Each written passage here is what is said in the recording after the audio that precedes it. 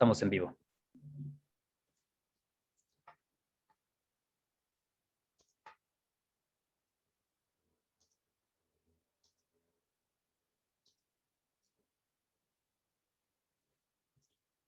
Hola a todos y todas, buenas tardes, bienvenidos a la mesa Reimaginar el futuro, la infancia y la adolescencia frente a los objetivos de desarrollo sustentable, en este marco de conferencias que se hacen en torno al tercer informe nacional voluntario que entrega el Gobierno de México a las Naciones Unidas. El día de hoy, en este panel organizado por UNICEF, hablaremos sobre la importancia que tiene la Agenda de Desarrollo Sostenible 2030 para la infancia. Adoptada en 2015 por 193 países, este compromiso establece 17 objetivos de desarrollo sostenible que la comunidad internacional tiene para alcanzar, para que todas las personas logren una calidad de vida sostenible y con equidad. Los ODS promueven los derechos de la infancia y suponen una oportunidad para proteger a todos los niñas y los niños bajo la consigna de no dejar nadie atrás. Garantizar el bienestar de la infancia es una condición esencial para cumplir la Agenda 2030 y hacer realidad los objetivos de desarrollo sustentable es una apuesta por un modelo social y político que pone en el centro a los niños, en especial a los más vulnerables. A continuación, cedo la palabra a Eva Prado, oficial de monitoreo y evaluación de UNICEF, para que hable sobre los indicadores correspondientes a infancia, de los cuales UNICEF es guardián. Eva, por favor. Gracias, Ulises. ¿Me confirman si están viendo mi pantalla, por favor? ¿Sí? Gracias. Bueno, pues esta primera presentación que voy a hacer yo tiene un poco como objetivo situar como a grandes rasgos en cuáles de los 17 objetivos de desarrollo sostenible hay temas de interés para la infancia, para dar como un panorama general, principalmente en cuanto a aquellos indicadores que son pertinentes para medir la situación de niños, niñas y adolescentes, y posteriormente pues mis colegas van a adentrar en temas específicos, sobre todo en aquellos en los que UNICEF está trabajando. En ese sentido pues vemos que hay 48 metas que son muy relevantes para niñas, niños y adolescentes de las 169 metas que contemplan los 17 objetivos. Si bien, como decía yo, todas las metas son relevantes para la vida de niños, niñas y adolescentes, no todas de ellas hacen referencia explícita. Entonces, por eso es que identificamos a 48 que son las más relevantes. De todos los indicadores, o sea, de estos 48 indicadores relacionados con niños, niñas y adolescentes, UNICEF es la agencia custodia de 17. ¿Esto qué quiere decir? Que UNICEF está a cargo de velar porque los países puedan ir reportando los avances en estos 17 indicadores que se distribuyen a lo largo de distintos objetivos. Entonces, bueno, para dar como un panorama, creo que hay algo en el chat. En full screen, sí, perdón. Ahora es que como está en PDF no sé bien cómo es eso. Ya lo hice un poquito más grande. Entonces, bueno, como les decía, custodiamos 17 indicadores y están en distintos ámbitos, ¿no? Custodiamos indicadores en el tema de nutrición en cuanto a crecimiento entre niños menores de 5 años, así como la prevalencia de malnutrición entre niños menores de 5. En el tema de salud nos toca custodiar la proporción de partos atendidos por personal especializado, las tasas de mortalidad tanto de menores de 5 años como de mortalidad neonatal, el tema de las vacunas. En el ODS 4, que si bien se enfoca en temas de educación que obviamente son relevantes para los niños, en concreto nos toca monitorear el indicador relativo a la proporción de niños cuyo desarrollo es adecuado en cuanto a la salud, aprendizaje y bienestar psicosocial desagregado por sexo. En el tema de igualdad de género nos tocan principalmente los indicadores relacionados con violencia contra mujeres y niñas. El tema también de matrimonio infantil, ¿no? Y el tema de mutilación o ablación genital, que bueno, no es aplicable al caso de México, ya que no es una práctica que se da en nuestro país. También nos toca monitorear indicadores de agua y saneamiento, principalmente suministro de agua potable y servicios de saneamiento e instalaciones de lavado de manos, que bueno, son súper relevantes, sobre todo ahorita en el contexto de la pandemia. Nos toca monitorear el indicador de trabajo infantil, 2 del ODS 16 relacionados con paz y justicia. Uno es la proporción de niños que han sufrido algún castigo físico o agresión psicológica en manos de sus cuidadores, y la proporción de mujeres y hombres que han sufrido violencia sexual antes de los 18 años. Y también dentro del ODS 16 nos toca custodiar el indicador relativo al registro de nacimientos, ¿no? Por ser clave para el derecho a la identidad.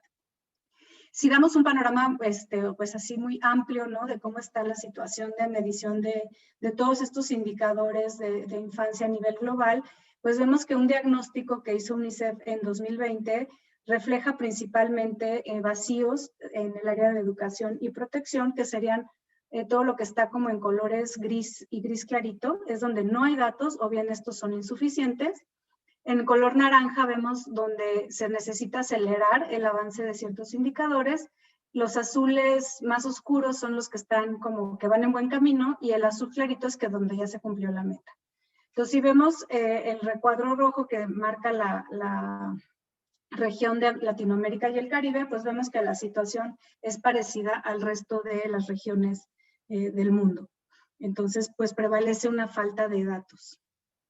Ahora bien, si nos vamos a analizar con dónde se ubica México dentro de la región de Latinoamérica y el Caribe, pues vemos que es el país con mayor cantidad de datos, ¿no? O sea, a pesar de esta falta de datos, pues México sí tiene una buena cobertura y se coloca en el primer lugar en cuanto a reportes que estamos haciendo, ¿no? Que estoy segura que esto pues ha de estar reflejado en el tercer informe voluntario que se presentó esta semana. Y bueno, nosotros desde UNICEF pues tratamos también de analizar con un poco más de detalle fino la situación de los indicadores en 5 ámbitos que son de interés para UNICEF, ¿no? El primero es el que cada niño sobreviva y se desarrolle. Ahí vemos pues que hay, donde está en rojo es donde se requiere de aceleración, y donde está en gris es que no hay datos, ¿no? Entonces, bueno, este tema no va tan mal. En el tema de educación igual, hay ámbitos donde es necesario acelerar. En el tema de protección es donde más vacíos de información vemos, ¿no? Suelen ser los datos relacionados con violencia, con migración, en general con temas de protección. En el tema de un ambiente seguro y limpio, pues hay como un mix, ¿no? Está balanceada tanto metas que se han alcanzado como vacíos de información, y el tener un acceso igual en la vida, pues también tiene muchos faltantes de información. En México, pues como mencioné, somos afortunados, ¿no? La salud nos permite medir varios de los indicadores de los ODS 2, 3 y 4. No me voy a detener mucho porque mis colegas van a profundizar en el tema. De igual forma, la ENDIRE, ¿no? Que es la encuesta de la dinámica de las relaciones en los hogares, también nos permite medir 2 indicadores. Los temas de agua y saneamiento se pueden medir gracias a la información disponible en censos y a través de INEGI y Conagua. Tenemos afortunadamente también la encuesta de trabajo infantil, que se mide periódicamente, y el registro de nacimientos pues tampoco es un área donde carezcamos de información, ¿no? Gracias a los registros de RENAPO y también a la información que se recolecta en encuestas y registros. Entonces, bueno, así en un súper resumen, ¿qué retos están ahorita? Pues es mantener actualizada la información, ¿no? México ha sido un ejemplo a nivel mundial de esta página que tiene para reportar los avances de los indicadores. Sin embargo, quizás haría falta ahí un pequeño esfuerzo para mantener esta página actualizada. También es necesario desagregar, si bien los indicadores pueden mostrar avances importantes a nivel nacional, pues siempre es bueno saber la situación que pasa a nivel subnacional, tanto en los estados como en los municipios, y también por los distintos grupos de población, principalmente aquellos en situación de mayor vulnerabilidad, pues es lo que nos va a permitir saber quiénes son los que se están quedando atrás, ¿no? Los datos oportunos es un poco relacionado con lo que ya decía, de tenerlos siempre actualizados, y llenar aquellos vacíos de información que siguen estando pendientes. Entonces, bueno, por mi parte, ese es así como un panorama muy amplio inicial y cedo la palabra a mis colegas para que adentren en temas específicos. Gracias. Muchas gracias, Eva, por este resumen. A continuación, hablaremos del Objetivo de Desarrollo Sostenible 2, que es hambre cero, sobre el cual es importante mencionar que, por ejemplo, en México existe la llamada doble carga de malnutrición.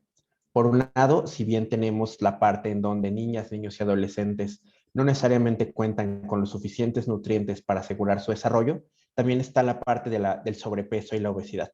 Para hablarnos de este tema está Isabel Ferré, especialista en temas de nutrición de UNICEF México. Isabel, adelante, por favor. Gracias. ¿Me confirman si ven la presentación, por favor? Muchas gracias. Bueno, como comentaba Ulises, yo les voy a presentar el objetivo 2, que tiene que ver con la nutrición. Y el objetivo 2 es poner fin al hambre, lograr la seguridad alimentaria y la mejora de la nutrición y promover la agricultura sostenible. Este objetivo tiene dos metas. La primera es que de aquí al 2030 pongamos fin al hambre y asegurar el acceso a todas las personas, en particular a los pobres y las personas en situación de vulnerabilidad, incluidos los niños menores de 1 año, a una alimentación sana, nutritiva y suficiente durante todo el año. Como podemos ver, esta meta tiene dos indicadores. La primera es la proporción de población con inseguridad alimentaria moderada o severa. La inseguridad alimentaria se mide o se divide en 4, sin inseguridad alimentaria leve, moderada y severa, y lo que buscamos es que la proporción de moderada y severa se vaya disminuyendo. En el caso, como podemos ver, de 2018, la proporción de personas con inseguridad alimentaria moderada y severa era de 20.4% y de acuerdo a datos del 2020 del INSANUD, este porcentaje se mantiene más o menos estable, aunque sabemos que por COVID y las consecuencias económicas, esta inseguridad alimentaria puede aumentar. Si ya lo desglosamos por sexo, vemos que hombres y mujeres tienen también una proporción similar. Sin embargo, sí hay un énfasis importante en las familias que tienen menores de 18 años. Por eso es importante el enfoque en la infancia. El otro indicador es la proporción de población en inseguridad alimentaria moderada o severa, pero desglosada por áreas geográficas. Como podemos ver, el estado que tiene menor proporción de personas en esta condición es Nuevo León con 12.2% de acuerdo al 2018 y Tabasco 46.8% es el que tiene mayor cantidad. Incluso también vemos que hay una vulnerabilidad especial en la población indígena y en las zonas rurales, así como en la región peninsular, que incluye estados como Quintana Roo, Campeche, Chiapas, Tabasco y Yucatán. Por eso es importante hacer estrategias específicas. La meta 2 es de aquí al 2030 poner fin a todas las formas de malnutrición, incluso logrando a más tarde del 2025 la meta convenida internacionalmente sobre el retraso del crecimiento y la emancipación de los niños menores de 5 años y abordar la necesidad de nutrición de las adolescentes, las mujeres embarazadas y lactantes y las personas de edad. Los indicadores son el porcentaje de población menor de 5 años que presenta algún tipo de desnutrición crónica.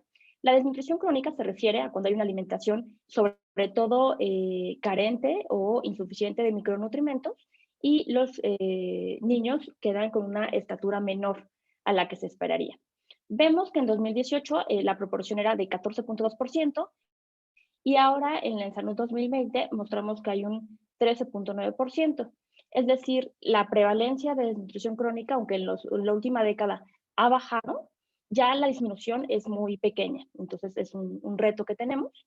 Y vemos también por la diferenciación de áreas geográficas que, por ejemplo, la Ciudad de México tiene una proporción mucho menor comparado con Pacífico Sur, que incluye estados como Guerrero, Morelos, Oaxaca o Puebla. Y la prevalencia de malnutrición entre los niños menores de 5 años... Isabel, sí, disculpa que te interrumpa, tu presentación dime. no está corriendo, ¿nos podrías ayudar? Ay, claro. ¿Están viendo algo o no? Estamos viendo la portada. Ah, déjenme ver qué Sí, hacemos. entonces tienes que Creo que me voy a darle... salir de presentación, sí. Ahora estamos viendo un blanco. Listo, ya vemos. Perfecto. Déjenme Muchas salir. gracias. Muy bien. Entonces ahí, bueno, retomo la parte de la prevalencia de malnutrición entre los niños menores de 5 años. Y en el caso de emaciación tenemos 1.5%, es una proporción pequeña, pero hay estados que todavía tienen un 3.3%, como son los del Pacífico Centro y del Centro Norte. Y en el caso de sobrepeso y obesidad en este grupo de edad, hay un 8.4% de niños que lo padecen. En esta población no es tan evidente, pero después va aumentando. Por eso es importante atacarlo en este punto. Otra información que nos parecía relevante compartir es la asociación entre la prevalencia de inseguridad alimentaria con el nivel socioeconómico. Como podemos ver en la gráfica, el color morado más intenso, la mayoría de las personas con inseguridad alimentaria moderada o severa se encuentra en el menor nivel socioeconómico y en cambio el mayor nivel socioeconómico no presenta ningún tipo de inseguridad alimentaria severa o moderada. Es por esto que creemos que es importante priorizar a las poblaciones más vulnerables, que serían niños y niñas, específicamente menores de 5 años y adolescentes, hogares de ingresos bajos, estados con mayores niveles de inseguridad alimentaria, así como poblaciones indígenas dentro del país. Desde UNICEF, el área de nutrición, lo que estamos haciendo son 3 objetivos especiales, que son fortalecer las capacidades del sistema de salud y las comunidades para la adecuada nutrición. Y lo que hacemos es un énfasis en los primeros 1000 días de vida a través de la promoción de la lactancia materna, la alimentación complementaria y la prevención de deficiencias de micronutrientes. También tenemos el enfoque de mejorar los entornos alimentarios de las niñas, niños y adolescentes para apoyar su adecuada nutrición. Y con esto buscamos que las personas tengan una información adecuada para tomar decisiones, pero también que tengan menor exposición al fomento de alimentos poco saludables a través de publicidad o de venta en escuelas. Y el tercer objetivo es mejorar las prácticas de cuidadores hacia la nutrición materna infantil y de niños, niñas y adolescentes. Y esto es a través de consejería por mensajería instantánea y a través de la modificación y la actualización de las guías alimentarias basadas en alimentos. Todo esto con el enfoque de contribuir a la reducción de todas las formas de malnutrición entre niñas, niños y adolescentes en México. Por mi parte sería todo, Luis. Muchísimas gracias, Isabel. La infancia y la adolescencia, cuando la infancia y la adolescencia tienen acceso a la educación, toda la sociedad se beneficia. Contar con mejores oportunidades para gozar de una educación de calidad e inclusiva permite alcanzar mejores resultados de aprendizaje y desarrollar habilidades para el resto de sus vidas. Hannah Monsiváis, oficial de educación de UNICEF, nos hablará sobre el ODS 4, Educación de Calidad.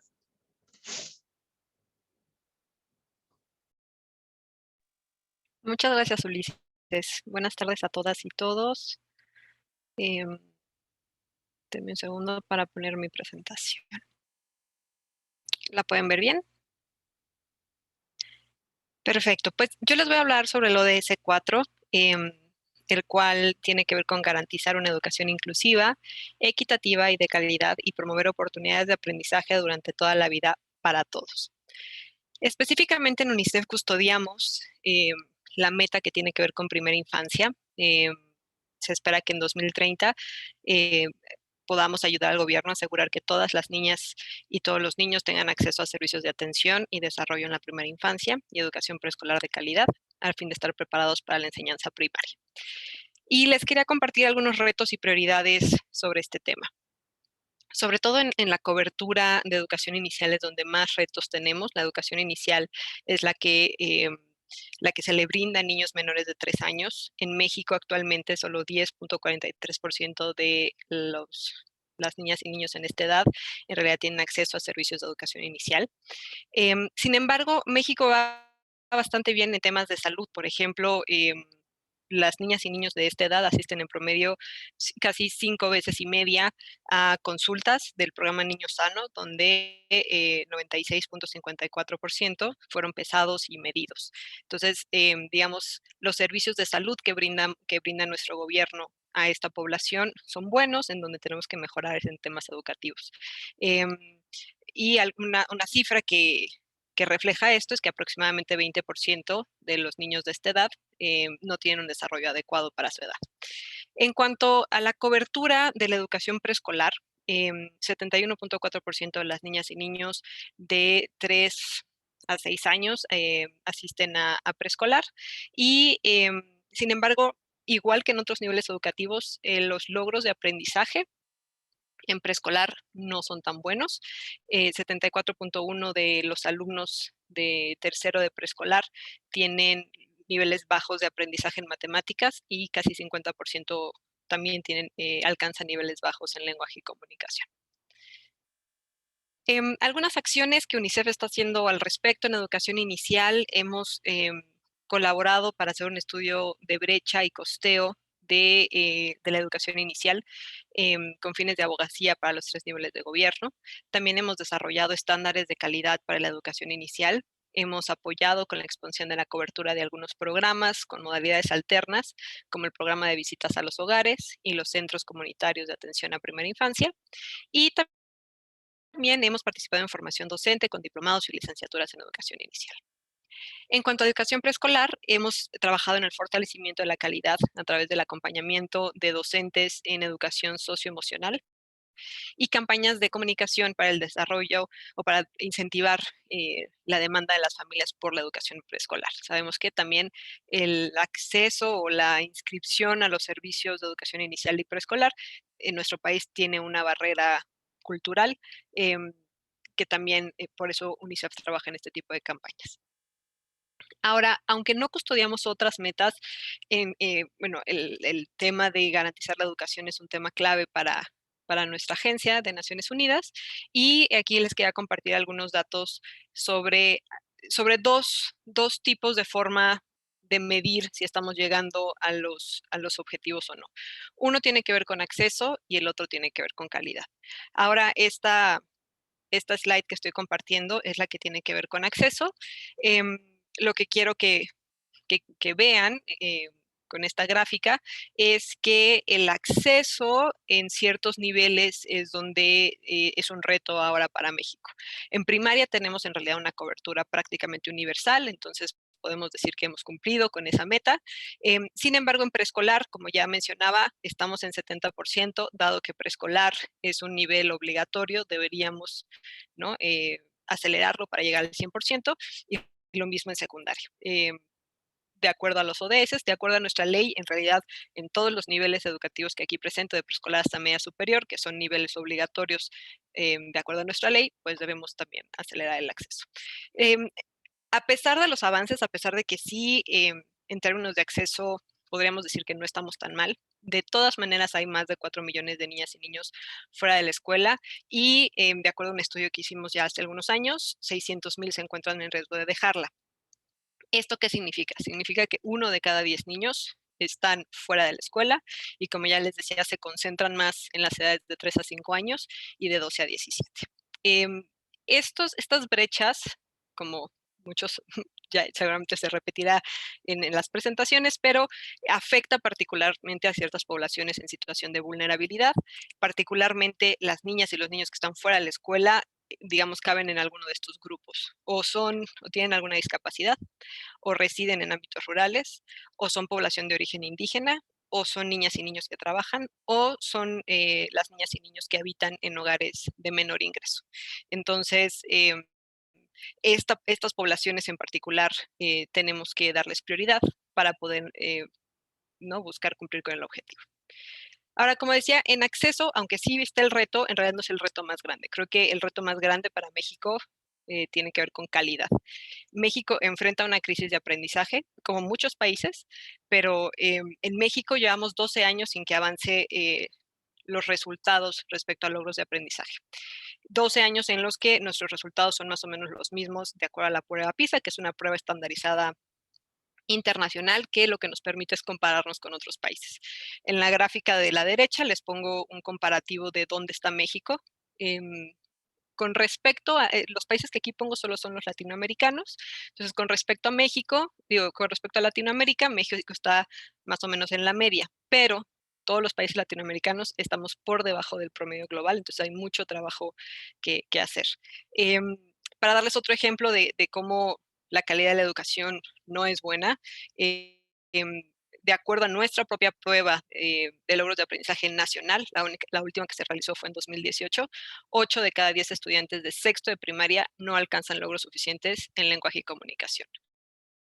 Esto solo es lenguaje y comunicación. Si nos vamos a matemáticas, es un poquito menos peor, pero es 70% de las niñas y niños que no alcanzan logros suficientes de matemáticas. Y después aquí hago un desglose por tipo de escuela para que se vea el comparativo también, como ya lo mencionaba en acceso, hay ciertas poblaciones que reciben un peor servicio y ciertas poblaciones que por lo tanto sufren de una mayor pobreza educativa. El promedio de una escuela general pública de estudiantes que no logran aprendizaje suficiente es de 84.6%, pero por ejemplo, si vemos el indígena, eso sube hasta 96%. Entonces, bueno, son algunos datos solo para ejemplificar lo que estoy diciendo. Los retos, los grandes retos para poder cumplir con las metas de acceso, cobertura universal para los niveles preescolar y media superior, que es donde menores porcentajes de matriculación hay. Por otro lado, eficacia educativa, eficacia es decir, el sistema educativo, su principal objetivo debe ser generar aprendizaje y como ya veíamos, no lo estamos logrando y se tiene que acelerar. También la medición de logros de aprendizaje. Ahora no está tan claro qué prueba estandarizada con representatividad nacional vamos a tener como país. Y por otro lado, tener un foco especial en las poblaciones en situación de mayor vulnerabilidad, como discapacidad, población con discapacidad, población indígena, población migrante y población en pobreza y en pobreza extrema. Las acciones que UNICEF está llevando a cabo en términos de inclusión educativa son un programa de literacia y bilingüismo para niñas y niños indígenas que quiere acelerar ese indicador de habilidades de lectoescritura, tanto en español como en lenguas indígenas. Un programa de inclusión para niñas y niños y adolescentes en situación de migración. Este tema, por ejemplo, no hay muchos datos al respecto. En realidad, hay datos sobre migración interna, migración de mexicanos, pero dado que nuestro país es un país tanto de origen como de tránsito, todos los inmigrantes que están en nuestro país no tenemos suficiente información sobre su acceso al sistema educativo, pero sabemos que es pobre y que es muy mejorable. Y por último, tenemos una iniciativa para recuperar logros de aprendizaje. Como ya decía, teníamos una crisis de aprendizaje previo al COVID, pero ahora con el COVID lo vamos a ver exacerbado. Y entonces en UNICEF estamos trabajando en cómo recuperar lo que se haya perdido, pero también recuperarnos de la crisis de la que ya veníamos. Y por mi parte es todo. Muchas gracias. Muchísimas gracias, Hanna. Antes de continuar, quisiera invitar al público que nos está sintonizando que en la caja de comentarios de Facebook puedan hacer preguntas por si tienen alguna respecto a los especialistas que ya tuvimos o los que van a tener, de tal manera que podamos contestar sus dudas. Ahora, el Objetivo de Desarrollo Sustentable 6 habla sobre agua y saneamiento. Cuando niñas y niños tienen acceso al agua, higiene y saneamiento en las escuelas, se les facilita lavarse las manos regularmente, lo que evita que padezcan enfermedades gastrointestinales. Asimismo, les ayuda a mantener una mejor higiene menstrual. Viridiana Zamora nos hablará sobre los avances en esta materia. Muchas gracias, Ulises. Buenas tardes a todos y a todas. Voy a compartir mi pantalla. Me indican si la ven, por favor.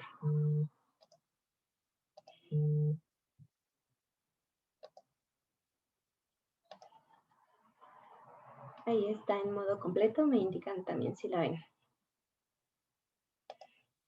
Bueno, como bien mencionaba Ulises, yo les hablaré sobre el Objetivo de Desarrollo Sostenible número 6, el cual trata del acceso a agua, saneamiento, y a través de este objetivo se busca garantizar la disponibilidad de agua y su gestión sostenible y el saneamiento para todos y todas. De esta forma, desde UNICEF buscamos que todos los niños, niñas y adolescentes, sin importar en dónde se encuentren, su condición social o económica, tengan derecho a vivir en un entorno que sea seguro, limpio y con acceso a agua potable y servicios adecuados de higiene y de saneamiento. Y de esta forma garantizar que se cumple su derecho humano al acceso al agua y al saneamiento.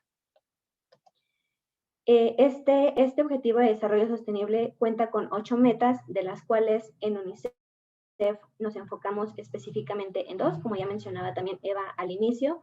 Nos enfocamos específicamente en las metas 6.1 y 6.2, las cuales hablan de un acceso universal y equitativo al agua potable y servicios de agua, saneamiento e higiene, pero también hablamos de poner fin a la defecación al aire libre, la cual también es una problemática todavía en muchas regiones de México y el mundo, y prestando especial atención a las necesidades de mujeres, niñas y de personas vulnerables. Este objetivo contribuye a otros objetivos de desarrollo sostenible, como poner fin a la pobreza, también garantizar la educación de niños y niñas y también el acceso a la salud. Y específicamente en lo que corresponde a educación, desde el Objetivo de Desarrollo Sostenible 6 contribuimos a la meta 4.A a través de la instalación de servicios de agua, saneamiento e higiene que contribuyan a la construcción de entornos de aprendizaje seguros, no violentos, inclusivos y que sean eficaces también para todos y para todas. En México, al igual que en el resto del mundo, aún hay grandes retos en cuanto a la cobertura de estos servicios y que siguen teniendo pues grandes impactos en la niñez. Por ejemplo, sabemos que alrededor del mundo 3 de cada 6 personas aún no cuentan con acceso a un servicio de agua y 6 de cada 10 carecen de saneamiento también en sus hogares. También sabemos, por ejemplo, que la carga de la falta de estos servicios es aún mayor en mujeres y en niñas, ya que ellas son las principales responsables de llevar agua a sus hogares cuando no se tiene una fuente disponible directamente en su hogar, o que diariamente alrededor de 1,000 niños mueren por enfermedades diarreicas relacionadas con el acceso a servicios deficientes de agua, saneamiento e higiene. En México, aquí podemos ver las coberturas, se ve un poquito chiquita, espero puedan verlo adecuadamente, pero vemos que los servicios a nivel de hogar pues están muy avanzadas las coberturas. En términos de acceso a agua, la cobertura es prácticamente universal, únicamente en zonas rurales. Queda un 3% por atender con servicios básicos y un 1% que definitivamente no está cubierto hasta el momento. Y en términos de saneamiento e higiene, aunque las coberturas son un poco más bajas, nos posicionamos en un 92% para saneamiento y en un 90% para higiene. En el ámbito escolar, los retos son aún mayores. Esto pues se debe a diferentes factores, los cuales pues pueden ir desde el reto que tienen los operadores locales para garantizar este servicio en las escuelas, así como algunos factores internamente en las escuelas que no permiten garantizar estos servicios de manera adecuada. Vemos que para agua tenemos una cobertura del 62%, dejando un 15% de escuelas sin ningún tipo de acceso a agua hasta el momento. En saneamiento, 74% de las escuelas tienen acceso y 6% carecen completamente de este servicio. Y en términos de higiene, la falta de servicios justamente para clasificar el nivel de servicio que tienen las escuelas únicamente nos permite identificar que el 17% de las escuelas no tienen acceso a una instalación de lavamanos con agua y con jabón, lo cual pues ante esta situación que vivimos por COVID pues es una situación crítica y a partir de esto es que se han priorizado también algunas acciones en las escuelas. En este mismo gráfico podemos ver incluso las disparidades que existen entre zonas urbanas y rurales, en donde por lo general las coberturas urbanas son mayores, e incluso entre los diferentes niveles escolares. En este sentido, a continuación les voy a presentar cuáles han sido los retos, prioridades y la contribución que desde UNICEF tenemos para este ODS. En cuanto a los retos, identificamos en un primer momento la deficiencia en la calidad y el acceso continuo a estos servicios, principalmente en zonas vulnerables como pueden ser zonas rurales o indígenas, lo cual se puede traducir en una tecnología que no es adecuada o que no toma en cuenta aspectos de usos y costumbres a nivel local. También tenemos una falta de monitoreo y evaluación adecuada de los servicios WASH, además de la falta de información que nos permita identificar efectivamente cuál es el nivel de servicio en las escuelas y en los hogares. pues tenemos otras brechas que no nos han permitido saber a ciencia cierta cuál es la verdadera cobertura y con esa base identificar cuáles son nuestras prioridades y un plan de trabajo para atenderlas. Los procesos de planificación y vinculación intersectorial continúan siendo débiles, lo cual se traduce en una asignación presupuestaria deficiente o que no es prioritaria para el sector de agua, saneamiento e higiene, así como en una rendición de cuentas que tampoco ha sido eficiente hasta el momento. Otros aspectos como de operación y mantenimiento de la infraestructura también son importantes de tomar en cuenta, sin embargo, no siempre se hace, lo cual puede llevar a que la infraestructura instalada caiga en desuso o que no sea adecuada para el contexto en el que se instala. Y finalmente, la falta de conocimiento sobre hábitos saludables y la importancia que estos servicios tienen sobre la salud y la educación de niños, niñas y adolescentes, lo cual nos puede llevar a que estas intervenciones no sean sostenibles y escalables en el tiempo. Con esta base, las prioridades en las que nos enfocamos desde UNICEF en contribución a este ODS número 6 es en un primer momento poder colocar al tema de WASH como parte de la agenda nacional, como un factor primordial y que contribuye de manera importante a la salud de niños, niñas y adolescentes y por ende en su rendimiento y permanencia escolar. Con esta base, para el 2030 garantizar que todos los niños, niñas y adolescentes tienen acceso universal a estos servicios, garantizando, como ya lo mencionaba antes, tecnologías que sean eficientes, que se consideren aspectos de salud e higiene menstrual con enfoque en las niñas y personas menstruantes, así como aspectos de resiliencia climática que nos permitan hacer frente a los retos que se nos presentan día a día. Y con esto, el último fin es garantizar el derecho humano al agua y al saneamiento. De esta forma, en UNICEF, nuestro trabajo continuo se enfoca principalmente en proyectos de agua, saneamiento e higiene en escuelas, abarcando componentes tanto de acceso a los servicios a través de infraestructura, como cambios de comportamiento a través de componentes educativos, y también abarcamos acción humanitaria, que es la atención de emergencias en donde los servicios de WASH son una necesidad imperante, por ejemplo, como lo hemos venido haciendo desde los sismos de 2017, la crisis migratoria desde 2018 o recientemente con la pandemia por COVID-19. En este sentido también nos enfocamos en mejorar la coordinación intersectorial de los diferentes actores que tienen algún tipo de injerencia sobre los servicios de WASH para garantizar pues que todas las funciones y todas las responsabilidades puedan estar en lugar y en posición para garantizar el acceso a los servicios. Aquí hemos venido nosotros trabajando con algunas mesas intersectoriales a nivel subnacional, principalmente en Guerrero y en Chihuahua, y actualmente lo estamos haciendo a nivel federal con el apoyo de la Secretaría de Educación Pública y el programa La Escuela es Nuestra.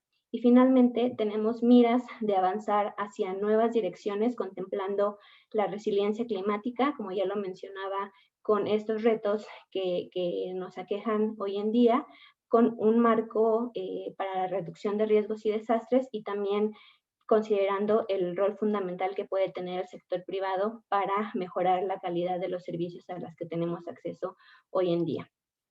Y finalmente, comentar sobre la contribución específica que este sector de agua, saneamiento y higiene tiene sobre la niñez y la adolescencia a lo largo de todo el ciclo de vida de niños, niñas y adolescentes.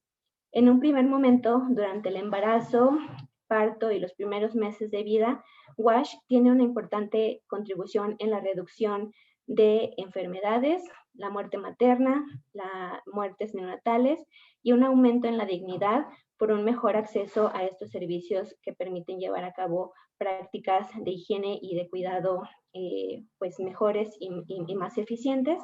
Posteriormente, durante el desarrollo de la primera infancia, además de continuar combatiendo estas enfermedades, WASH contribuye a reducir el retraso del crecimiento en niños y en niñas y también contribuye de manera importante a aspectos de nutrición, como ya lo mencionaban también mis colegas en la primera presentación. Y finalmente, en niños y niñas y en edad escolar y en adolescentes hasta los 18 años, Continuamos reduciendo esta carga de enfermedades, la incidencia principalmente de enfermedades respiratorias y diarreicas, perdón. Y aquí es donde entra el tema de WASH en escuelas para hacer una contribución muy importante en reducir la ausencia, el ausentismo escolar, garantizar que los niños y las niñas puedan permanecer en las escuelas e incluso prevenir aspectos de violencia, principalmente para niñas y mujeres, al contar con infraestructura que les permita sentirse seguros, protegidos dentro de las escuelas y que además les ayude a hacer una adecuada gestión de higiene menstrual. Y de mi parte sería todo. Muchas gracias, Ulises. Al contrario, muchas gracias, Viridiana. Ahora, para alcanzar su máximo potencial, es importante que la niñez y la adolescencia estén protegidos en todo momento con el fin de lograr una vida sin violencia. Sara Antillón, oficial de protección de UNICEF, nos habla sobre las prioridades en torno a protección respecto a migración y violencia contenidos en el ODS 16, Paz, Justicia e Instituciones. Adelante, Sara, por favor. Muchas gracias, Ulises. Voy a presentar. Si por alguna razón no se viera, agradezco que me interrumpan para avisarme. Bueno, yo voy a ahondar un poco sobre el Objetivo de Desarrollo Sostenible 16, específicamente la meta 2 y la meta que tiene que ver con migración, que no está en el 16, pero ahorita se los voy a enseñar. Lo que encontramos respecto a violencia, que ya decía Ulises, pues es un tema fundamental para la garantía de cualquier derecho de niñas, niños y adolescentes, ¿no? Sabemos que a nivel mundial, 1 de cada 2 niñas, niños o adolescentes sufren violencia cada año. Sabemos también que a nivel mundial, cada 7 minutos muere un niño, niña o adolescente por violencia. Sabemos, por ejemplo, que hay 10 millones de niñas, niños y adolescentes que se encuentran víctimas de esclavitud moderna. Entonces, la dimensión de violencia es de tal magnitud que está relacionada con muchos de los objetivos de desarrollo sostenible. Pero, ¿por qué es tan importante la meta 16.2? Porque es la primera vez que se pone explícitamente como una meta el fin de la violencia contra la niñez dentro de este marco de desarrollo, ¿no? A nivel internacional. Y esto implicó un gran consenso por parte de los países para llegar a esta meta en específico. Entonces, lo que nos dice, ya nos decía Eva al principio, esta meta tiene que ver, los indicadores están relacionados con castigo corporal y con violencia sexual. Pero, les decía, migración no estaba en el 16, está en el 10, con la meta 10.7, y tiene que ver no específicamente con niñez, es decir, no se menciona explícitamente como el 16.2, pero sí se habla de migración y movilidad ordenada, segura, regular, responsable de todas las personas, ¿no?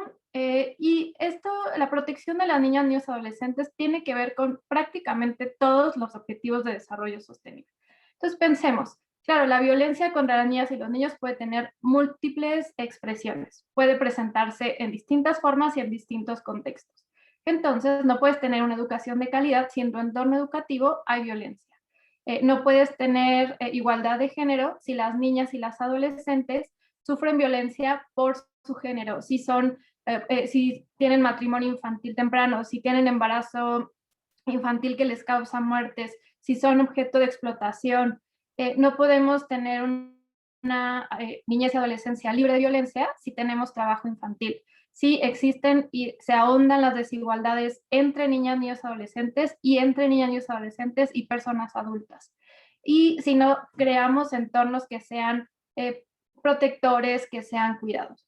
Entonces, como pueden darse cuenta, el objetivo de desarrollo específicamente sobre justicia, paz y el tema específico de violencia se relaciona con prácticamente todo. Y cuando hablamos de los ODS y pensamos en violencia, lo podemos pensar en 2 dimensiones. Es decir, los ODS abordan aquellas metas que son sobre formas muy específicas de violencia. Ya les decía yo, se habla en algunas metas sobre el entorno escolar, en las metas del objetivo 2 sobre igualdad de género y sobre las violencias que específicamente se hacen sobre mujeres y niñas porque son mujeres, incluyendo las prácticas nocivas como el matrimonio infantil. Hablamos de trabajo infantil también ya, pero hay otras metas que esas son las más, que abordan factores que impulsan o que ahondan la vulnerabilidad de la niñez ante la violencia. Entonces, es muy importante en los reportes, como ya ha hecho México en sus reportes voluntarios, que se haga esta relación en cómo estos factores, al abordar estos factores que pueden ser impulsores de violencia, también se generan mayores entornos de protección hacia las niñas. Cuando mejoramos la situación de pobreza, de hambre, de salud, de agua, acceso a servicios de salud, etc. Y yo les voy a dar algunos datos, ya lo decía Eva al principio y algunas de mis compañeras sobre otros temas. En México, pues los datos varían, ¿no? En algunos temas hay más datos que otros, pero en los temas de violencia generalmente es complicado obtener datos. Por ejemplo, cuando queremos obtener datos de castigo corporal, muchas de las personas que responden a estas encuestas no desean dar su opinión sobre si hacen o no uso de castigo corporal contra sus hijas e hijos. Pero aún así, en el 2015 sabemos que el 63% de niñas, niños, adolescentes de 1 a 14 años experimentó algún tipo de disciplina violenta, ¿no? Esto puede ser verbal, física, y solo quiero decir, esto no deja fuera que las personas adolescentes de 15 a 18 también puedan sufrir castigo corporal. El 20.5% de mujeres de 20 a 24 años se casaron o unieron antes de los 18 años en México. Sabemos también que el 43% de las mujeres adolescentes han experimentado algún tipo de violencia sexual. El 44% sufrió esta violencia por parte de su pareja, el 34% lo hizo en espacios públicos o en un entorno comunitario y el 26% en su lugar de trabajo. Y sabemos, lamentablemente, que en promedio 4 niñas, niños, adolescentes son asesinados diariamente en nuestro país. Y déjenme compartirles cómo estamos a nivel regional, porque son datos que también nos ubican cómo vamos avanzando. Se hizo un estudio que este año lanzó UNICEF, que en un momento les ponemos la liga en el chat por si a alguien les interesa revisarlo, y se hizo una consulta con niñas y adolescentes de la región. Y entre los datos que nos da este informe es que el 80% de las violaciones sexuales en América Latina se cometieron contra niñas y adolescentes, ¿no? De 10 a 14 años. Entonces imaginen la dimensión de la violencia sexual en edades muy tempranas y con un gran enfoque en género, ¿no? En que son niñas. Y el 90% de esos casos era en un contexto de violación reiterada, es decir, que no era la primera vez, no es la primera vez que ocurre. También sabemos que en la región hay una altísima tasa de embarazo infantil y adolescente. América Latina y el Caribe es la región con la segunda tasa más alta. También este informe no viene en estas infografías, pero sabemos que una de cada 4 niñas en América Latina y el Caribe está casada o está en unión temprana. Y esto, sabemos, aumenta las posibilidades de deserción escolar, de embarazo infantil y por ende mayor riesgo de muerte, pobreza, exclusión, etc. Entonces, vemos que los datos en realidad no son nada alentadores y la meta que nos fija los Objetivos de Desarrollo Sostenible es que si no atendemos tanto las violencias específicas como aquellos factores que impulsan esas violencias, no vamos a poder alcanzar no solo la meta 16.2, sino la mayoría de los Objetivos de Desarrollo Sostenible. Y sobre migración, pues ustedes saben que en México es un país de tránsito, pero también es un país de donde salen personas migrantes, y es un país donde cada vez llegan más personas migrantes para poder establecerse aquí, y también saben que el flujo de niñas, niños, adolescentes, incluyendo aquellos que vienen no acompañados, ha aumentado en los últimos años con las caravanas que han ingresado a nuestro país. Del 2014 al 2018, más de 151,000 niñas, niños y adolescentes fueron presentados ante autoridades migratorias. Esto no significa que sean todas las personas que pasaron, porque ustedes saben que no todas son identificadas por las autoridades, pero imaginen el flujo que esto implica. 52,000 niñas, niños, adolescentes, esto fue en el 2019, solo en 2019, 52,000 niñas, niños, adolescentes entraron como población migrante a nuestro país. Y en 2021 se detectó que el 50% viajaba sin acompañamiento. Como ustedes pueden ver en la gráfica, ha ido variando el número de niñas y niños que viajan no acompañados o acompañadas, pero sabemos que esto sigue sucediendo y que es algo que necesita una atención muy, muy, muy especializada.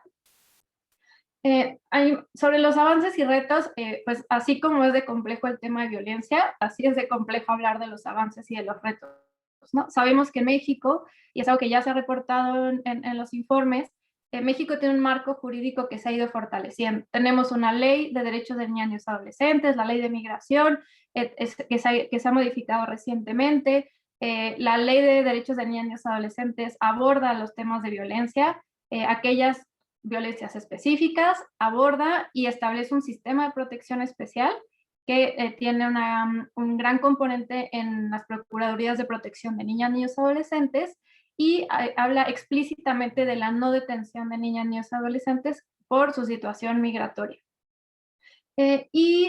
Bueno, México logró en 2020 que se armonizara la prohibición de matrimonio infantil, lo cual es un avance frente a este objetivo de desarrollo sostenible, pero sabemos que existen, aún ocurren uniones tempranas, ¿no? Entonces, no basta con que avancemos en la parte legislativa, sino necesitamos la implementación de las políticas que ayudan a cumplirlo. Ya les decía que sabemos que existe un gran entramado institucional en los 3 niveles de forma distinta, pero existen instituciones para la atención de la violencia, y lo que sigue ahora es poder seguir fortaleciéndola, dotarla de recursos humanos, de recursos financieros, y poder generar una mayor coordinación entre las autoridades que atienden violencia contra las niñas y la que atiende violencia de género, que está más enfocada a las mujeres adultas. Y pues ustedes saben, en todo el mundo, la emergencia sanitaria por COVID ha agravado muchísimas situaciones de violencia. Las llamadas al 911 por violencia, particularmente intrafamiliar, aumentó muchísimo a partir de los encierros que hubo por factores de contagio, para prevención del contagio. Pero también esto ha derivado en otros factores de riesgo. Por ejemplo, deserción escolar. Sabemos que hay muchos niños y adolescentes que es probable que no regresen a la escuela tras este periodo de no participación física en las escuelas. Sabemos que hay un riesgo de aumento de trabajo infantil, sabemos que hay un riesgo especialmente para las niñas de uniones tempranas. Entonces, esto nos pone en una particular dificultad que tendremos que enfrentar como país con miras a cumplir el objetivo de desarrollo sostenible, la meta 16.2, pero en general para poder poner fin a la violencia contra la niñez. Muy brevemente les voy a contar como algunas de las cosas que estamos haciendo desde UNICEF para atender factores y situaciones de vulnerabilidad que requieren protección de niñas, niños y adolescentes. En especial estamos enfocados en la prevención, detección, referencia y atención de casos de violencia. Y como ya les decía, uno de los indicadores para la meta 16.2 es castigo corporal. Y entonces a lo mejor ustedes piensan, como, ¿por qué castigo corporal? Si sabemos que hay guerras, si sabemos que los niños son asesinados, si sabemos que pueden estar en crimen organizado. Bueno, lo que sabemos es que fortalecer a las familias, a las madres, padres y personas cuidadoras sobre cómo tener una crianza positiva, libre de violencia, es un factor que puede detonar y detener formas de violencia en el futuro. Y aprovecho para hacer el comercial, igual también lo podremos poner en el chat en un ratito. El día de hoy UNICEF sacó un espacio en su página web que pueden encontrar en unicef.org/México, /Buen Trato, donde van a encontrar una serie de herramientas, videos, documentos sobre cómo poder, como padres, madres y personas cuidadoras, tratar a nuestros hijos, educarles sin violencia, sabiendo, ahora sabemos porque la ciencia nos lo ha dicho, que la violencia nunca es la respuesta para educar. También estamos trabajando con énfasis en prevención de violencia en las escuelas y en las comunidades. Los niños tienen que estar seguros y seguras en las escuelas y en su entorno comunitario, que es donde forman su identidad. Y también estamos trabajando con diversas instituciones, servicios para que esta detección, es decir, cuando una autoridad detecta, pueda referir y pueda responder a todos los casos de violencia de niñas, niños y adolescentes, incluyendo el 911. También estamos trabajando y cada vez con mayor fortaleza en los temas de migración. Como les decía, las caravanas que entraron a nuestro país hicieron que la oficina en México, no solo en la Ciudad de México, pero en el país, tuviera que desplegar muchísimas actividades para atender a la población migrante que estaba llegando en las caravanas, pero también paralelamente para ir fortaleciendo a las autoridades que atienden a la población migrante. Sabemos que en México la ley nos dice que la población migrante y menos las niñas y adolescentes pueden ser discriminados por eso, pero tenemos que hacer efectivo, tenemos que hacer que las niñas y los niños puedan tener acceso a salud, a educación, a justicia, sin que necesiten presentar, por ejemplo, documentos de identidad porque no siempre los traen. Y también estamos trabajando con que niñas, niños, adolescentes no estén institucionalizados, ¿no? Estamos trabajando con impulsar cuidados alternativos, que puede ser con familias de acogida o con algunas otras estrategias que busca que los niños y las niñas no estén en espacios de institucionalización, que puedan ser, que les permita su desarrollo, que les permita su autonomía progresiva. Y también tenemos un gran énfasis en intervenciones de salud mental y apoyo psicosocial. Como sabemos, las circunstancias de migración pueden poner en una situación de mucho riesgo, pero también de que requiere mucho soporte de salud mental. Entonces, bueno, todo eso ustedes lo van a poder encontrar en nuestra página. Hay mucha información sobre lo que estamos haciendo. Y solo me gustaría cerrar diciéndoles que la oficina de la representante especial del Secretario General sobre Violencia contra la Niñez tiene varios documentos que también se los pondremos en el chat sobre cómo los países o quien sea que esté interesado en violencia y ODS pueden acercarse y pueden entender un poco mejor cómo los objetivos de desarrollo sostenible abarcan cualquier situación de violencia contra niñas, niños y adolescentes. Y hizo una revisión en 2020 sobre los informes que entregaron los países de forma voluntaria, incluyendo México, y hace unas recomendaciones que con eso cerraré. Uno es que entre más de forma interseccional, de forma interinstitucional se atiende la violencia contra la niñez, los resultados son mejores. Es decir, no basta con que pensemos que el sistema DIF o que la policía por sí misma va a terminar la violencia. Necesitamos que todas las autoridades de manera coordinada atiendan la violencia y lo reflejen en los informes. Dos, necesitamos atender las lagunas de los datos. Es difícil, es complejo, pero necesitamos datos para saber si estamos progresando o no en todas las edades de niñas, niños y adolescentes, que son todas las personas menores de 18 años. Necesitamos especificar edades. A veces hablamos de la juventud o de la niñez, pero como ya lo vieron en las exposiciones de mis compañeras, es importante saber cómo se atiende a un niño o niña de 1 año que a un niño o niña de 16, 17 años. Y necesitamos tener más información sobre cuáles son los tipos de violencia que están sucediendo en México y que se tienen que atender, así como los factores que lo están impulsando. Y de esta forma podemos ir teniendo un panorama más claro de cuáles son los retos para México y de cómo podremos ir avanzando hacia el 2030. Muchísimas gracias. Muchísimas gracias, Sara. A continuación, presento a Mariana García, coordinadora de la Red Mexicana del Proyecto Ciudad de los Niños, para que nos hable de este tema. Adelante, Mariana.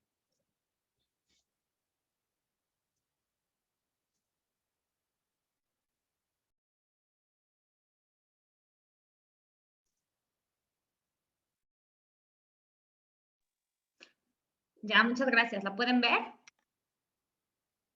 Sí. Ok. Pues bueno, muchísimas gracias por la invitación. Muy interesante todo lo que nos comparten. Y justamente, pues yo les vengo a platicar de un proyecto que tiene que ver justamente con todo esto, que se llama La Ciudad de los Niños. Este proyecto, bueno, más bien ya es un proyecto que existe desde hace más de 20 años, pero en el 2019 la Secretaría de Relaciones Exteriores a través de la MEXID lo está impulsando. Entonces les voy a platicar un poquito de qué trata y después les voy a platicar el por qué me invitaron. Pues bueno, la Ciudad de los Niños, ¿qué es lo que busca? Es justamente que nosotros podamos entender la ciudad a través de los niños, ¿no? Que realmente que haya un compromiso del gobierno de la ciudad de materializar algunas de las propuestas que hacen los niños. Por ejemplo, ahorita estoy viendo todas estas gráficas y todos estos datos que muchos de ellos asustan, pero realmente los estamos viendo desde las perspectivas del adulto, ¿no? ¿Y qué están diciendo los niños? Esto es lo que queremos escuchar, porque finalmente algo que marca mucho este proyecto es que digamos que los niños son considerados como ciudadanos que van a ser, ¿no? A los 18 años, pero pero no como personitas que ya son y que claro que pueden opinar de muchísimas cosas y más las cosas de su entorno y que les afectan, ¿no? Entonces, este proyecto es lo que busca, ¿no? Por ejemplo, hacer una ciudad de niños donde los espacios públicos se vuelvan mucho más amigables para todos y que los adultos logren ver como con otros ojos esta ciudad. ¿Y cómo se hace esto? Pues bueno, se forman consejos de niños, que de hecho es un poquito más grande, digamos que en lo que más se encarga la UNICEF. Nosotros formamos consejos de niños de 9 a 12 años, de 8 a 12 más o menos, que justamente con guías especializados hablan de temas de interés y cosas que les importan a ellos, ¿no? Critican a la ciudad, critican muchas veces a la cuestión política. ¿Y cuál es la diferencia? Por ejemplo, porque hay proyectos similares, ¿no? Por ejemplo, el Día del Diputado, y bueno, antes cuando se podía, pues iban los niños a la Cámara de Diputados y discutían, pero no se materializaban las cosas. Aquí lo que se hace es que lo que los niños, las ideas que tienen se materialicen. Por ejemplo, no sé si alguien ha tenido la oportunidad de ir a Pontevedra, en España. Es una ciudad con certificado de ciudad de los niños, porque toda la ciudad está hecha muy amigable para los niños, donde pueda haber áreas donde puedan salir a jugar los niños y pues, justamente no tengan ningún peligro. Y este proyecto tiene 3 ejes principales, que es la participación, el juego y la autonomía. Ahorita actualmente en México estamos enfocándonos en los primeros 2, que es participación y juego, porque el de autonomía pues todavía es un poco utópico, porque es el que los niños se puedan mover solos en su ciudad, ¿no? Y bueno, nosotros sabemos que las cuestiones de violencia pues no los permiten.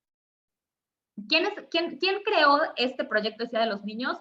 Bueno, quien está en los temas de educación, pues bueno, es Francesco Tonucci, que Francesco Tonucci es un psicopedagogo muy famoso por todas las viñetas que hace. Él es ilustrador también y es autor de más de 15 libros que justamente hablan de cómo escuchar a los niños.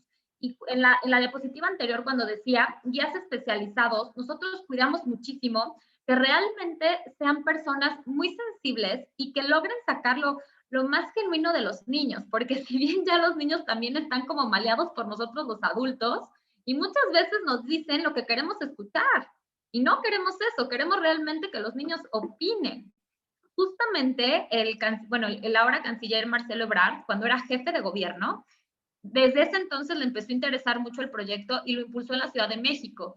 Y, por ejemplo, muchos de los parques que se hicieron fueron a partir de este proyecto, porque finalmente el presupuesto ya estaba. Pero entonces les preguntaron a los niños, ¿tú cómo quieres tu parque? ¿No?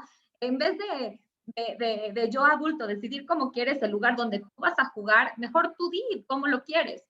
Entonces los niños se juntaron con los arquitectos, con los ingenieros civiles, con las cuestiones de urbanización, y ellos iban diciendo cómo querían su parque, y fue algo padrísimo porque ellos decían como que querían aventarse. Entonces, pues bueno, ya obviamente, pues aventarse ¿de dónde? Querían una alberca, primero dijeron. Y le dijeron, bueno, pero vas a limpiar la alberca y la vas a cuidar, y pues ya no les gustó tanto la idea. Entonces, a lo que se llegó fue a hacer una como tarima donde podían caer en un arenero, donde fuera totalmente seguro y se pudiera hacer. Entonces, pues eso es un poco de lo que más habla, ¿no? ¿Y por qué cambiar la ciudad a través del niño? Porque finalmente, como nosotros sabemos, y todos los que nos dedicamos a temas de infancia, el niño siempre va a buscar el bien común, ¿no? El niño siempre va a velar por todos nosotros, por todos los seres vivos, por los animalitos, por las plantitas, por las personas de la tercera edad, por los jóvenes. Entonces, qué interesante, ¿no? Justamente platicaba con un niño y hablábamos del zoológico de Chapultepec y me decía, Mariana, es que eso es horrible, tienen a los animales encerrados y a mí no me gusta. Me dijo, ya viste, tienen al elefante y de este tamaño, ¿no? Entonces, nosotros estamos haciendo lugares de entretenimiento que a los niños, a la gran mayoría, no les parece divertido, ¿no? Sino que dicen que sea un lugar abierto, ¿no? Por ejemplo, decían de África Safari, ¿no? Quien lo conoce está en la ciudad de Puebla, y que es un lugar abierto donde los animales pues pueden como coexistir. Y también los niños son capaces de influenciar y de ser influenciados por el ambiente en el que vive. Son capaces de interpretar sus necesidades y de expresarlas claramente Y ya es hora de que los escuchemos. Eso es lo más importante. Y algo también, algo importante es que pues hace mucho, y ustedes saben, que se firmaron la Convención de los Derechos de los Niños y pues México firmó, y la gran realidad es que ¿quién está haciendo que se valgan esos derechos de los niños? Muchos sí se están cumpliendo, como el de la educación y esto, pero otros muchos, el que el niño se exprese libremente, de que juegue libremente, es como que estamos un poco atrasados, ¿no? Entonces, pues ahora sí que este proyecto también es como un llamamiento a todos los alcaldes y gobernantes de decirles, pues vamos, ahora sí, ya firmamos, pues vamos a cumplir, ¿no? Y entonces, ¿aquí de qué se trata? Pues bueno, ¿qué es lo que se hace? Primero se hace esta difusión y después una alcaldía o una entidad se adhiere al proyecto. La adhesión no tiene ningún costo, sí una formación, que de hecho está por iniciar en agosto empezamos con el diplomado con esta metodología. Y justamente es pedir a las administraciones locales, concretamente a los alcaldes, que en lugar de tomar al adulto, tengan al niño como un parámetro del gobierno de la ciudad y adoptar un punto de vista diferente y progresista sobre las prioridades y decisiones políticas de la administración pública. Eso es lo que nosotros queremos. Tenemos, hay una red internacional, como les decía, está en gran parte de Latinoamérica, España, y el laboratorio internacional se encuentra en Italia. Y actualmente en México hay 26 entidades adheridas, entre ellas alcaldías, obviamente Amexit tiene su propio consejo de niños, están muchas entidades de CIPINA, el Museo Papalote, bueno, como otras dependencias. Y estos niños se forman estos consejos y se reúnen a discutir sobre temas importantes. Y es por eso, bueno, esto es de la red, y es por eso que a mí me invitaron, justamente con la Agenda 2030 y los ODS, pues nos invitaron, y a mí me encantó cuando me invitaron, porque fue como de, oigan, queremos escuchar a los niños, ¿qué opinan sobre los ODS, no?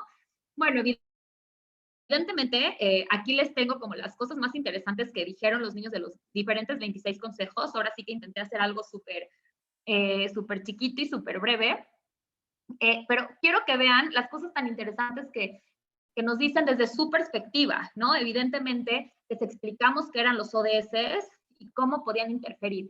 Algo importante es que los niños, gran parte, tomaron como toda la parte de los recursos naturales.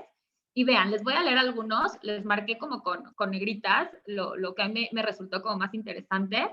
Obviamente esto es un compendio de los 26 consejos, me salieron como 10 hojas, pero bueno, yo marqué como los que más se repetían y los más interesantes. Las fábricas a veces solo se interesan en sus productos y no se interesan en cuidar el medio ambiente. Esto lo dijo un niño de 9 años, ¿no? O que paren la caza de animales por diversión, que lo que los hagan los encierren en las cárceles por los menos 5 años, porque estamos acabando con muchos animales y por eso se extinguen, ¿no? A lo mejor a ningún adulto se le había ocurrido que la caza por diversión pues tiene que estar frenada, ¿no? Entonces, los niños por ejemplo, lo dijo Juan Carlos, de 10 años, y que pues, me parece muy interesante que un niño de 10 años tenga como esta conciencia hacia los animalitos, ¿no? Digo, allá hay otros más. Le pediría al presidente que tenemos que pensar más en el planeta y que con cosas simples podemos hacer un cambio. Ejemplo, reciclar, plantar árboles y cuidarlos. No tirar basura en la calle, proteger y respetar a los animales. Patricio, de 10 años. Aquí, por ejemplo, uno me encantó porque dijo, sobre los hoteles, la parte turística ayuda para la economía. Hay maneras que no sean tantos hoteles y gasten tanta agua. Reciclar el agua del baño sería mejor. Tener más plantas, no tumbar árboles, no importa si los pájaros hacen popó, es su hábitat natural. Y si lastimamos a los árboles, nos dan menos oxígeno y lastimamos a los animales, ¿no? Justamente que nosotros estamos invadiendo el territorio y el hábitat de todos los animales y que por eso se están extinguiendo las especies. Podrían sembrar hortalizas en espacios pequeños, filtrar el agua que utilizamos en casa para volver a utilizarla y evitar ser consumistas para evitar basura. Una niña de 11 años, Cristina. Y aquí, por ejemplo, experimentar con animales está mal, van a acabar con todos ellos. Puedo ir sola a la tienda de enfrente. Es difícil salir solos, es peligroso. Yo salgo a la tienda de enfrente, al parque, pero con mis papás. Me gustaría que hubiera seguridad para ir al parque con mi hermano, ¿no? Pues estas son algunas de las cosas, digo, les leí algunas bullets de lo que opinan los niños sobre, pues sí, justamente sobre su medio ambiente, sobre la seguridad, sobre las niñas que quieren salir, y me enfoqué, por ejemplo, en lo que se hizo de los ODS, pero también hemos hecho consultas, por ejemplo, ahorita con lo de las elecciones, se hizo una consulta a los niños con propuestas a los nuevos candidatos, eso también está muy interesante. Por ejemplo, sobre la pandemia, que ya están hartos de las clases en línea y sugerencias que se pueden hacer. Porque creo que nosotros muchas veces como adultos queremos hacer, como adultos, desde lo que nosotros creemos, pero sin realmente preguntarle a los niños qué es lo que ellos opinan. Entonces, esto es lo que busca el proyecto, ¿no? Que justamente voltemos un poquito y ver la ciudad y ver el mundo a través de los ojos del niño, ¿no? Y pues bueno, digamos que eso me fui muy rapidito, pero eso sería todo. Les enseño algunas fotos de las actividades que hemos hecho. Esto fue antes de la pandemia, pero hemos seguido trabajando con los consejos, con los 26 consejos. Se reúnen una vez al mes donde se discuten distintos temas, y justamente uno de esos consejos se discutió acerca de los ODS, y pues bueno, estas fueron algunas de las propuestas de estos niños. Y pues de mi parte sería todo. Muchas gracias. Muchísimas gracias, Mariana, por esta exposición. Qué interesante lo que nos cuentan las niñas y los niños en esta consulta. Tenemos un tiempo muy breve para unas preguntas, entonces lo que quisiera preguntarle a cada una de las guardianas y a Mariana es ¿cuál es el principal reto para que México cumpla, para que México cumpla a cabalidad con cada uno de los objetivos que ustedes están planteando, ¿no? Entonces, por ejemplo, en el caso de Isabel, temas de nutrición, para Sara, temas de violencia, para Viridiana, temas de agua y saneamiento, para Mariana, cuestiones de participación, ¿no? Entonces, una respuesta rápida, ¿qué es lo que nos falta en México para hacer cumplir este objetivo? ¿Quiere empezar quizás Isabel? Claro, muchas gracias. Mira, Ulises, yo veo 3 retos importantes. Uno es el shock o la pandemia que estamos viviendo. La crisis del 2008 nos mostró que los efectos en seguridad alimentaria de una crisis de este tipo no se dan el año de la crisis, sino en los años subsecuentes, por lo que hay que tener una red de protección, sobre todo para la infancia. También es importante tener información desglosada, porque quizás la información global o a nivel país es buena, pero desglosada nos permite hacer intervenciones enfocadas para ayudar justo a la población más vulnerable que todavía tiene prevalencias muy importantes. Y también creemos que es importante trascender la idea de la alimentación en términos de cantidad y enfocarnos en la calidad, y que los niños tengan acceso a alimentos frescos, saludables y amigables con el medio ambiente. Muchas gracias. Gracias, Isabel. Hanna. Gracias, Ulises. Para educación me parece que es priorizar habilidades fundamentales. Esto significa lectura, escritura y matemáticas. Es decir, el sistema tiene que mover sus recursos hacia asegurar que ese objetivo se cumple, dado que el acceso ya no es, digamos, la principal prioridad, sino el aprendizaje. Gracias. Muchísimas gracias, Hanna. Viridiana. Gracias, Ulises. Yo enmarcaría los retos en 3 grandes ámbitos. Uno que tiene que ver con el tema del entorno, es decir, de qué manera se están coordinando los diferentes actores para priorizar el tema de acceso a agua, saneamiento e higiene, no solo en las escuelas, sino en todos los ámbitos en los que se desarrollan los niños, niñas y adolescentes. El tema de la oferta, continuar trabajando desde sector privado, organización civil, actores internacionales, para ampliar la oferta de servicios que sean de calidad y que sean adecuados también al contexto en el que se desarrolla la niñez. Y finalmente, desde la demanda, continuar fortaleciendo la educación sobre hábitos de higiene y saludables que permitan integrar la infraestructura para tender hacia la sostenibilidad de las acciones. Muchas gracias. Sara. Muchas gracias. Es como la pregunta del millón, pero por el poquito tiempo, pero yo pensaría seguir fortaleciendo a las familias, a las comunidades, espero puedan ver en el chat como algunos recursos que les estamos compartiendo, pero bueno, que sepamos que la violencia nunca es la respuesta, que la violencia contra la niñez siempre es prevenible. Entonces, poder fortalecer a las familias, a las comunidades, a las escuelas para poder prevenir, detectar y canalizar la violencia, seguir fortaleciendo y ampliando los servicios. Ya lo decía Mariana, todo tiende a ser muy adultocéntrico. Tenemos que hacer que los servicios, las autoridades vean a las niñas y a los niños como sujetas y sujetos de derecho, no como los hijos de o los hermanos de, no, tenemos que verlos como personas que necesitan servicios y protección.